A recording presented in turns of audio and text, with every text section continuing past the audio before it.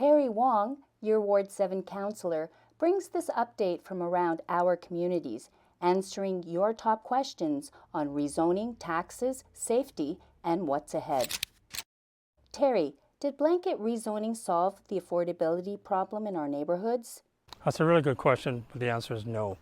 Since blanket rezoning was approved in August of 2024, we have not seen evidence that housing prices have come down in purchase, nor have we seen rental prices drop either.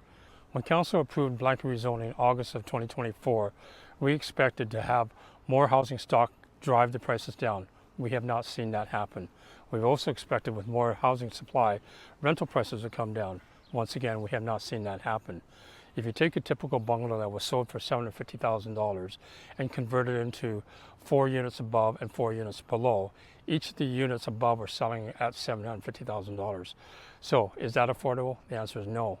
Instead, he's created 3 more units on the side, and that the developer owner is actually walking away with the profit. It is not affordable for anybody who wants to buy a house, especially young families. When it comes to a rental situation, we're still seeing rents at the same $1,600 one bedroom, $2,000 two bedroom, $3,000 for a house. I don't know anybody who can afford that on a single income. Even on a dual income situation, there are other costs that go up, and this is not solving the housing affordability problem. Did rezoning cause more parking problems in already dense neighborhoods? Again, you take that same situation where we build a fourplex and 4 units below. Theoretically, each unit had a car, that's 8 cars. But we're only permitting 4 cars on a property, so therefore those other 4 cars are parking on the street. Imagine on a block there's 10 houses, 4 of them did the same thing. All of a sudden we've got 16 new cars parking on the street. The problem with that, of course, is that when people want to be able to park in front of the house, especially seniors who need to be close to the house for accessibility challenges, it is not easy to do that. Or for family and kids who want to be able to get the kids into the house quickly, loading in the groceries at the same time. That's not good.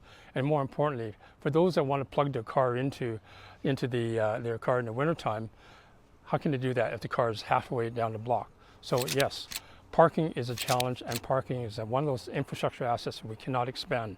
Not like water and sewer pipes. We can fix those, but parking is definitely one of our problems.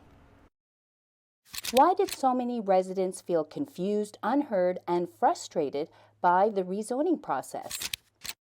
2 elements of that, one of which is we tried to, when I say that we, the city planning group tried to engage communities, but engagement is a difficult thing. Engagement requires listening and learning, but also understanding what the people say and incorporating their thoughts into the changes.